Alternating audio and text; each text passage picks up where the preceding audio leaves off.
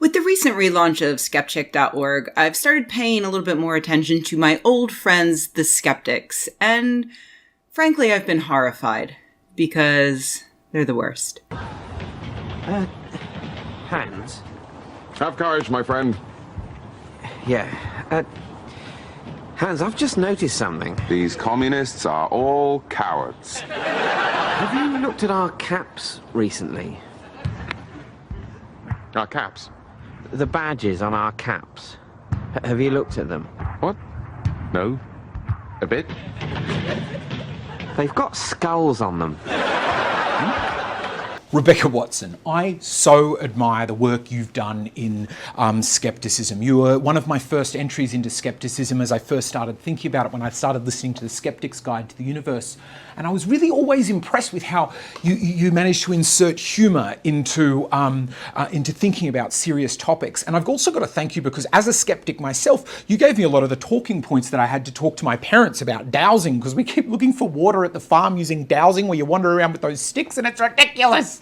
And a lot of the talking points I got to try to discuss the issues, albeit very ineffectively, with them, I learned from you. And I think you do so much work to get women into skeptical movements. And you know more than me how much skepticism needs women.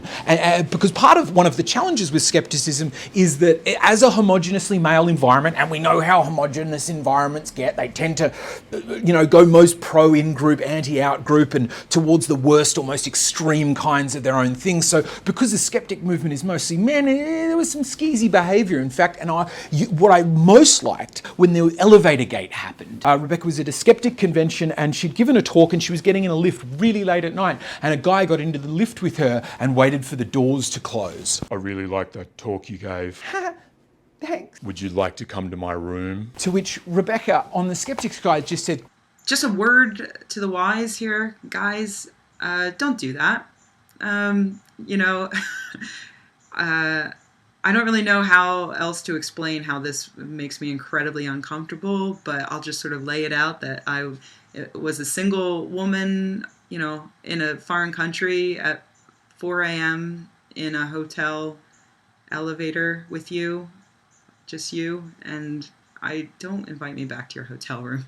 And I thought it was so good. Rather than just saying it's bad, you just go, it's ineffective. Like, if you want to meet women, tip from Rebecca, lads. And that's, don't wait till she's trapped in a box and doesn't have anywhere to go. Wait till she's comfortable, like she's with her friends, and then make her friends like you. It's just a good idea. And this is what skepticism needs, and that is to be able to pull apart an ought from an is, because we get them trapped together. And all of the people that you, Rebecca, have so rightly crusaded against have been people who got those things so deeply entwined that they went from just thinking things to losing all that doubt and believing in them. And this is the same, like, we don't get upset that homeopathy exists, that people think pure water has memory and healing properties, the less it is like the thing that it's, come on, it's ridiculous. But none of us mind that it exists. We just mind when people believe it so deeply and lose all doubt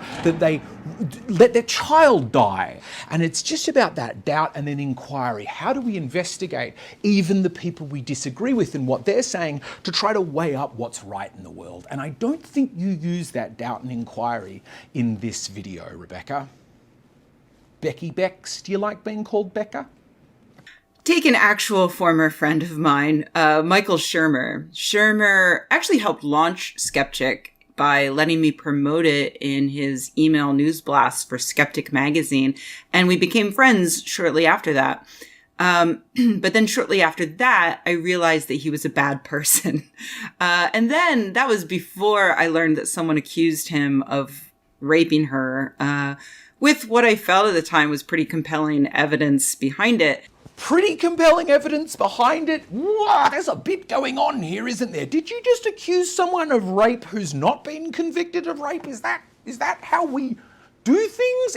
And then the other thing is, like, why the fuck are we talking about whether this guy's a rapist when the whole video is called Michael Shermer Says Nazis Are Left Wing? What is the fact that he may or may not have raped somebody got to do with it? Because you, as all skeptics should, know what logical fallacies are. And this is the first I would like to point out, which is it's an ad hominem attack. It's attacking a person, often based on a moral characteristic that is not related to what it is. The reason it works so well is it's called poisoning the well, where the ad hominem is going, that's a bad person.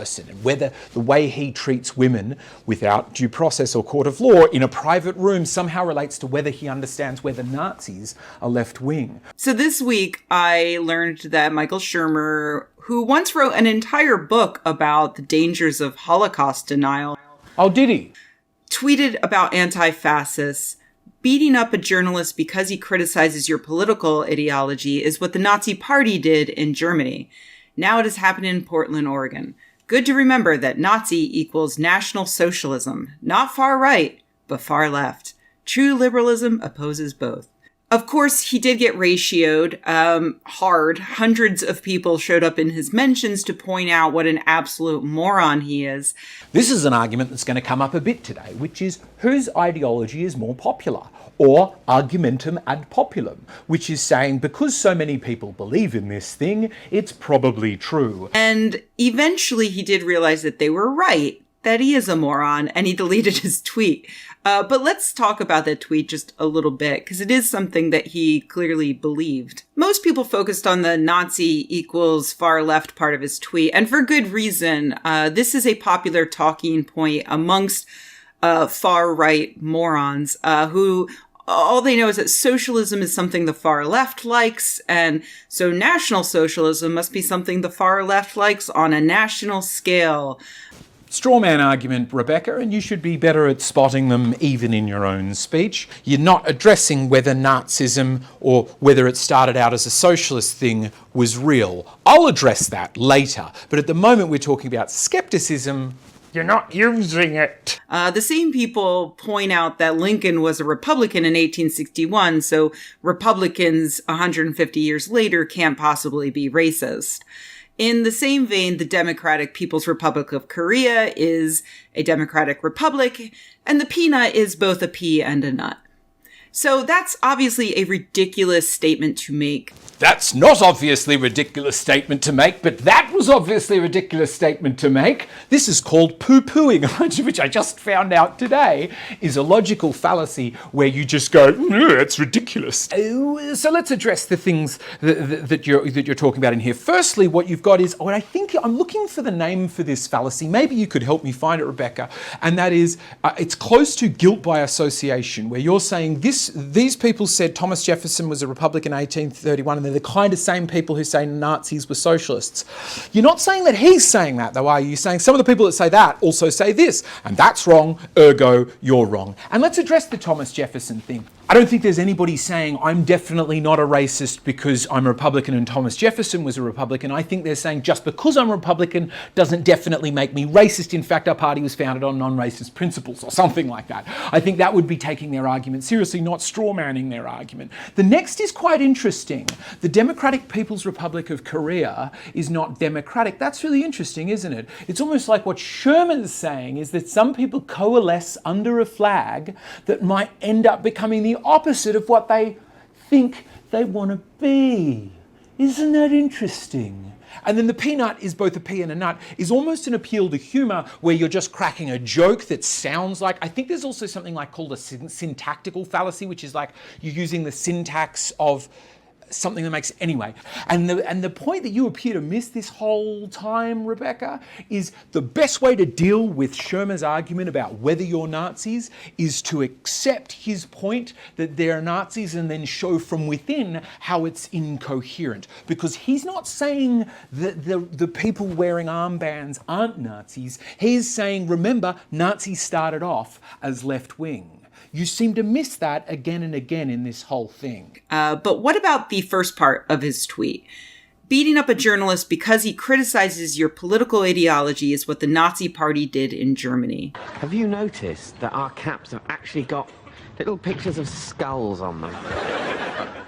I don't, Hans, are we the baddies? Now we get to do what everybody likes to do, which is play Who Are the Nazis? Are you the Nazis? Are you the Nazis? I'm definitely not a Nazi. This is a reference to Andy Ngo, who writes for Quillette, which is the intellectual dark web's blog of record. He also is the guy who published that completely made-up study linking a list of journalists to Antifa, which led to white supremacist groups passing that article around and then making death threats against those journalists. Ngo also is the guy who wrote a misleading Wall Street Journal op-ed in which he slandered English Muslims. Now what do we appear to be doing? Now we're discussing morality, but we're saying before we discuss whether it's okay to punch a gay Asian man for the thoughts he thinks, we're going to talk about some things, some words he wrote. Okay. Well, maybe they're the skulls of our enemies. Maybe. But is that how it comes across? I mean, it doesn't say next to the skull, you know, yeah, we killed him, but trust us, this guy was horrid. Well, He might not consider himself a fascist, but he is quite obviously a useful idiot to fascists. Notice how often you choose to not use people's chosen self-descriptor. In this, he calls himself a journalist, but you seem to now call him a bunch of other things, including useful idiot. Okay, look, as a skeptic and as a progressive, I want you to just ask yourself some questions about whether that's the best little path to go down, you know. What Shermer's talking about is this, where Andy Ngo, where it's seen here wearing the backpack with the blue shirt, is attacked by what are called anti-fascists who fight fascism, bash the fash, punching Nazis, chucking milkshakes. This is all Antifa stuff. And the whole rest of the video is discussing whether it was okay that this happened to this person.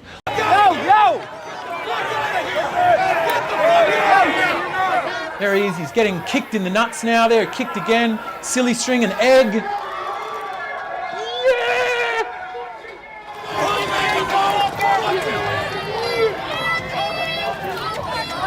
Bang, she's getting in there too. Another girl's getting in there milkshake. Fucking own, bitch! Yeah, fucking own, bitch. Us, the progressives, the people that care about migrants and gay people and people's chosen gender pronouns. Us, the people who deeply care about people, fucking owned, bitched a gay Asian man. Beat him up. And your thoughts on that, Rebecca, I'd like you to have some subsequent thinks about. So should people at this fascist rally have thrown milkshakes and silly string at him? Absolutely, in my opinion. But should someone have punched him in the face? Personally, I'm not a fan. Personally, you're not a fan. That's good to hear. That's a glowing condemnation of bashing a little gay Asian man. I say, punch the actual Nazis with the swastikas shouting for a race war. To be honest, I think there are staggeringly few of those people in existence, because calling for a war, calling for violence, calling for any form of extermination of a group of people, I mean, nobody does that nowadays, do they? Milkshake the helpers. My only understanding for the defense of whether you can milkshake somebody seems to be, well, it's not that violent. Like, it's similar to violence. It's going to cause property damage. Probably going to be quite scary. There's going to be people shouting. It's probably going to be a precursor to or included with actual physical violence. I don't understand what the explanation is for violence, except maybe that this is proto-violence for proto-fascists or something like that. Which to me seems lily-livered. If violence works, and that appears to be what's being advocated for in this video, I don't agree. I do think it works, but I don't think it's a good idea. Then why do proto-violence? But it's tricky because this is one of those in-between cases. And one of those in-between cases! Drive everybody nuts. Because it's easier for us to just throw our hands in the air and say, you know what? No violence ever is okay. Wouldn't that be novel? It's never okay to be mean to someone. And that might make it easier for law enforcement and for our own consciences, but is that the ethical decision? Yes. Yeah, it is. Isn't it? that now we've got really good law enforcement and ways of capturing someone's speech, of filming things and doing stuff like that. Yeah, that seems like a great idea, because if we stop hitting one another quite so much, more voices get heard, typically downtrodden voices, voices of minorities get heard. It sounds like a really great way of going about things, to be less violent and to sort of create open spaces where it's safe to say things. Yeah, that sounds like a great idea. I'm not so sure. Oh. No, I'm not on board with beating up Andy and Go, but I do still take issue with the rest of Shermer's tweet. You're not on board. For a start, Go is not a journalist. No, describes himself as a journalist. Journalists investigate and report dispassionately. They do not randomly blog whatever fascist propaganda happens to cross their desk. There's a difference between a person who is attending an event to remain separate from it and dispassionately recording what is happening.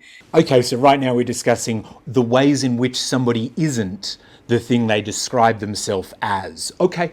And a man who foments hate against Muslims and black people on Twitter while crying nonstop about milkshakes, and then he goes and attends a fascist rally.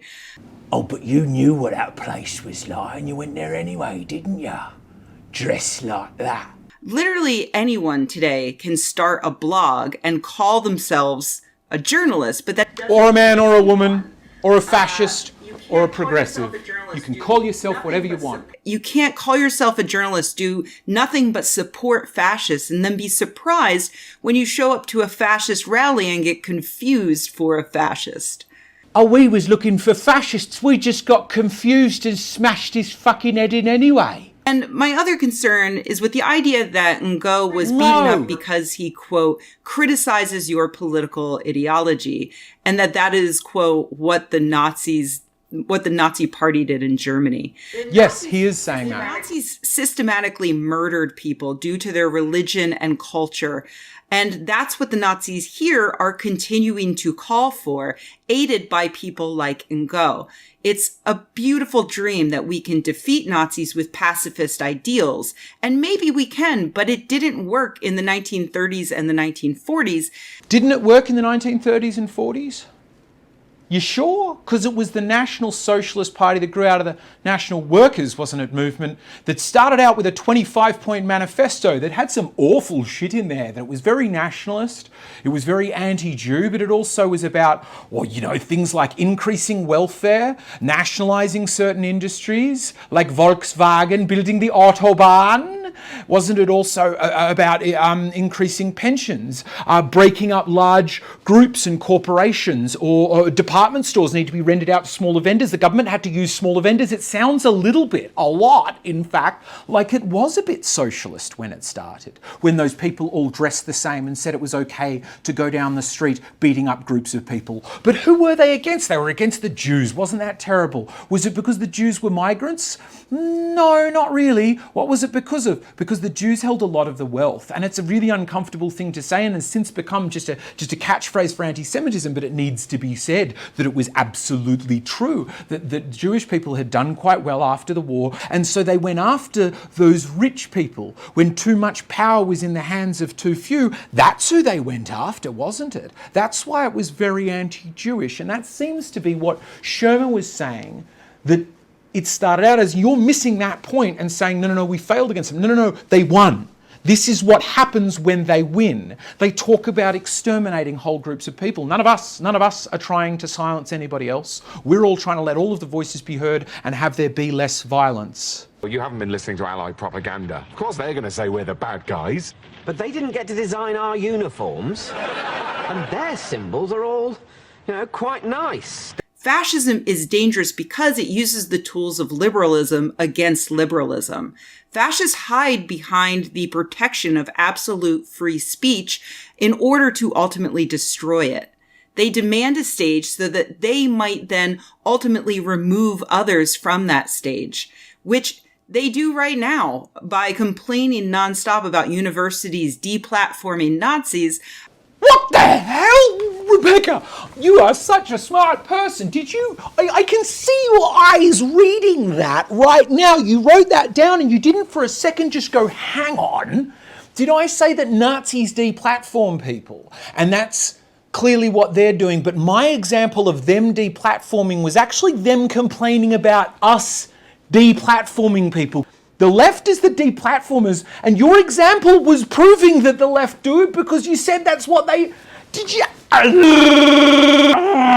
don't even understand what this... Yes, that's what Michael Shermer's saying. He's saying that Nazism started out as a socialist idea of being against the powerful many, and it won violently by promoting violence to achieve social aims. Gah. I just can't think of anything good about a skull. What about pure Aryan skull shape? Even that is more usually depicted with the skin still on. Whereas the... And it's incredibly simplistic to decide that we can't fight fascism head on because then we'll become the fascists. We will not become the fascists by driving fascists away. We would become fascists by marginalizing and ultimately destroying minorities based upon their skin color or their religion or their nation of origin or their sexuality. You know, the things that fascists kill people for.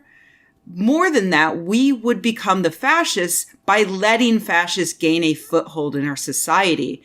What Shermer and Rebecca, I think you're both talking about, is the political compass. And that is, rather than there just being left-wing and right-wing, I have to do these backwards, there is also authoritarian and libertarian. And authoritarian is like high control, high state control. And libertarian is like as little control as possible. So on the left-wing low control, what you end up with is anarcho-communists or anarcho-socialists. This is what Antifa are, the people beating up Andy Ngo. They believe in low control social communes and like, well, it's just going to be groovy, man. We're going to smoke weed and it's going to be whatever gender they want, baby. And then on the low control right-wing side, you get libertarians who are like, I'm going to look after myself. And then you're like, well, what if somebody comes and tries to steal your shit? Don't you want to pay for a police force? No, I'll shoot them. Right? That's the low control. They've actually got quite a bit in common, don't they? Then it typically also goes high control. And this is what happens quite often with left wing, such as, well, the Nazis, Mussolini, the original fascist, isn't he? I mean, many fascist regimes start off where they go, oh, left wing, low control. It started off as Antifa, guys, let's just all work together. And then they quickly realize that you need to control what people think because they need to think in the common good. So then you tend to nationalize the newspapers and control the speech and deplatform people that say the wrong thing. And now you find you're climbing up this control thing because you need systems and rules and bureaucracy to do all of that stuff. So you end up with this really high control. High control left wing is like communism, but it quite often swings over into a kind of fascism because it's only done a small pivot around certain ideals of do we follow a person or an ideology, whereas the fascist other way is also just pretty simple and it's just unchecked power. What Shermer's saying is the Nazis are doing exactly, they're not getting there the same way, they're on the same tram tracks to, end up maybe right wing depending on how you look at right wing, because they weren't really pro-industry. They were high regulation. So maybe you're on the same tram tracks, heading out off the left wing, off the deep end where you need to stop people speaking or thinking thoughts you don't agree with, because not because the thoughts are incorrect, but because they were about Muslims or black people or immigrants, even if that person themselves is a small gay Asian man that a group of people just attacked. More than that, we would become the fascists by letting fascists gain a foothold in our society and by pretending that fascism is just another political ideology. It's not. Where are the people self-identifying as fascists that it's okay to punch? You seem to be talking like they're everywhere, but I haven't seen any. I've seen you punching lots of people, but not any self-described Nazis, or maybe very few. I did see one guy with an armband get knocked out, and that was funny, despite the fact that it was still assaulting somebody for the clothing they were wearing, which is kind of similar to what the Nazis did. When your political ideology is fascism, then there's a good case to be made for physical violence in response to it. It's what our grandparents and our great-grandparents had to do to snuff it out. They tried to use liberal tactics, and the result was that 6 million Jews were murdered.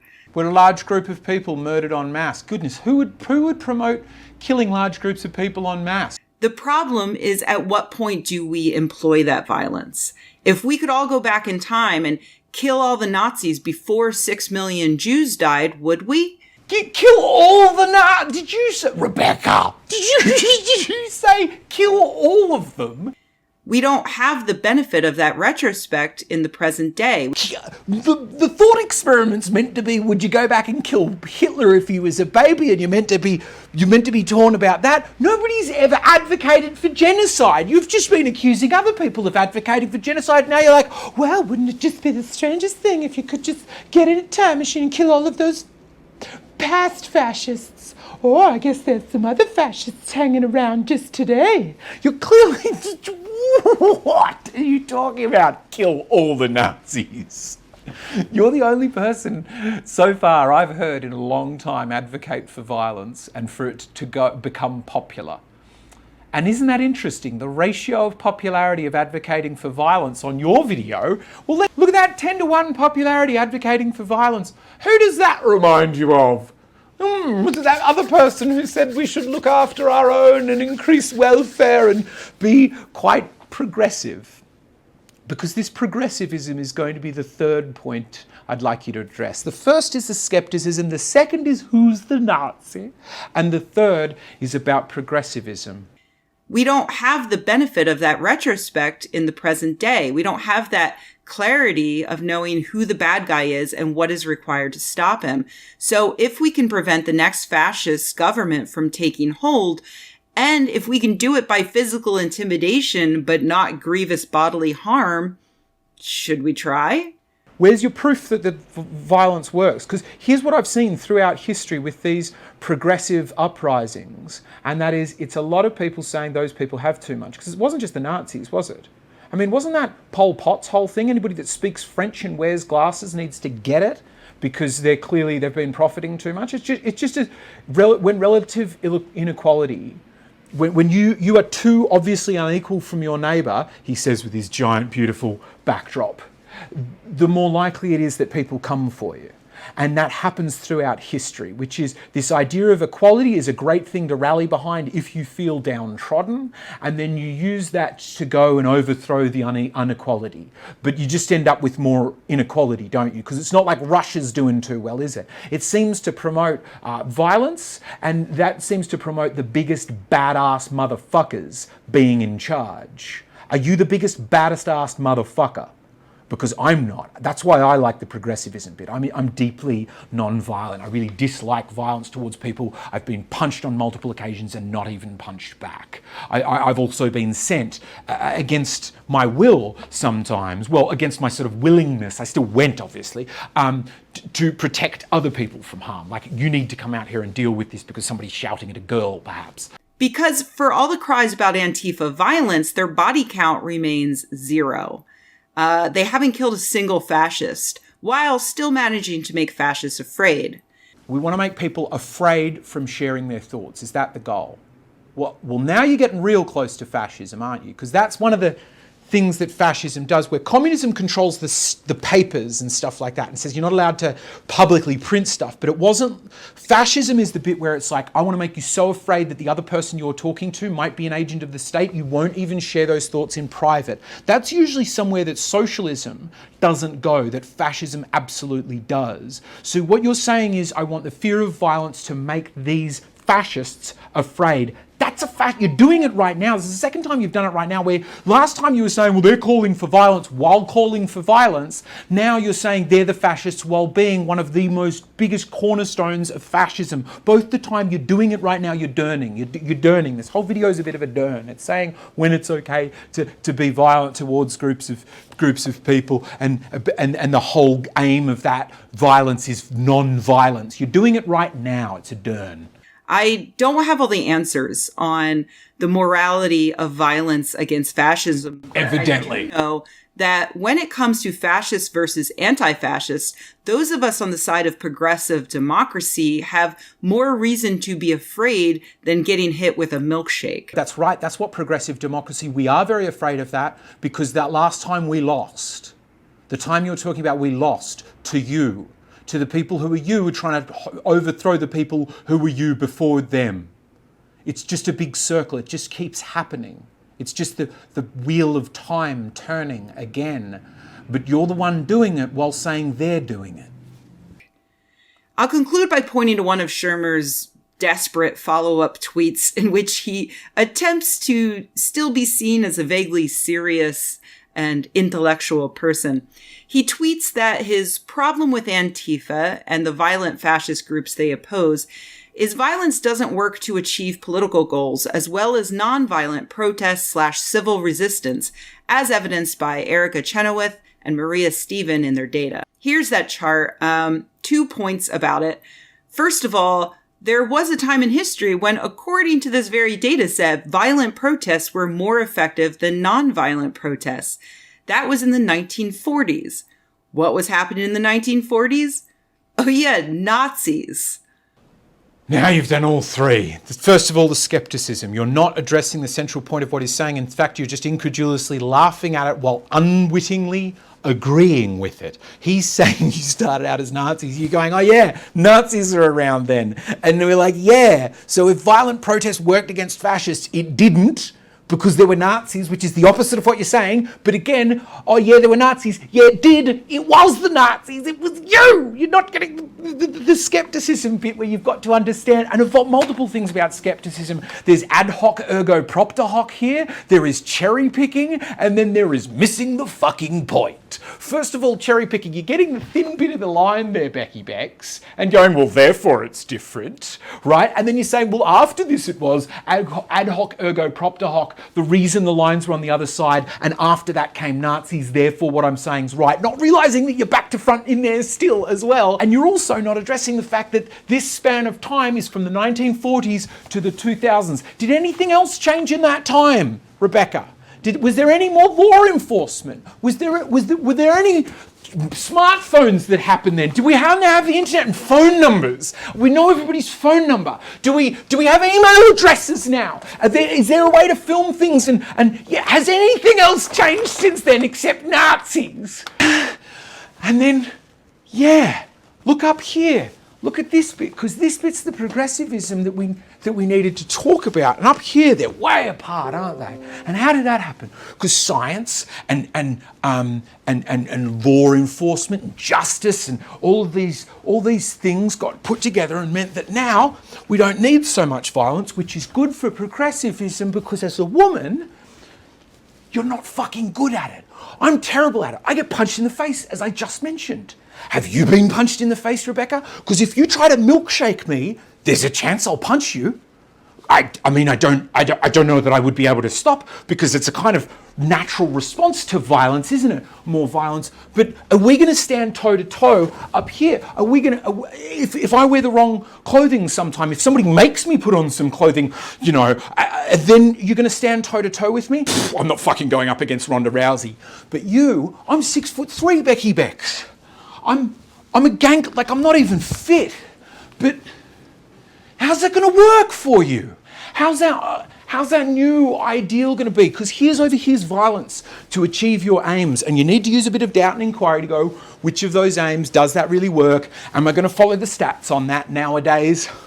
And here's progressivism, and we're all equal, and they don't go together. You've got to pick one, Becky Becks, and you're picking the wrong one. Pick the progressive, pick the gap, pick the non-violence, for crying out loud. Just sit down and chat with the little gay Asian man. Don't go punch him in the face and milkshake him and ruin his clothes and put him through trauma and then be like, well, he was in the wrong place at the wrong time. Becky Becks, you're better than this. Rebecca, I should call you by your real name, right? Not because you got to, just because it's useful to not call people fascists if they don't self-identify as fascists. I mean, those guys self-identify as Antifa, don't they? I'm not calling them Nazis. I'm drawing lines to it, but I'm calling you Becca, aren't I? Don't you hate somebody just changing your name like that arbitrarily? Maybe it's ineffective. Anyway, Rebecca, I've got to use my own doubt and inquiry. Maybe I'm getting all head up and maybe you're right and I missed something major in this. Maybe somebody else watching this can explain how the Nazis didn't start off as socialists with multiple points of their manifesto being very social things and calling themselves that. But otherwise, Rebecca, I'd like for you to do the same thing I want everybody to do, that I try to do. And sometimes at night when I'm by myself, just pull up two thoughts and go, does violence and progressivism go?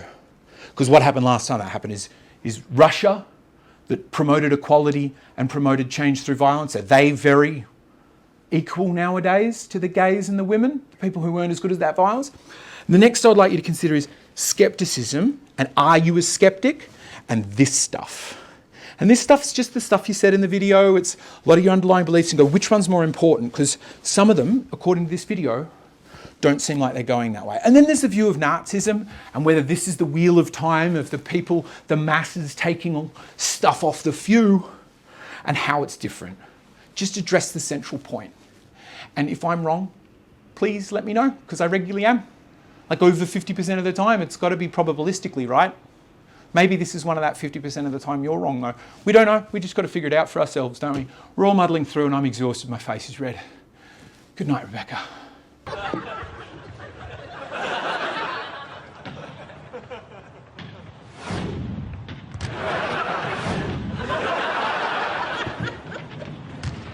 Okay.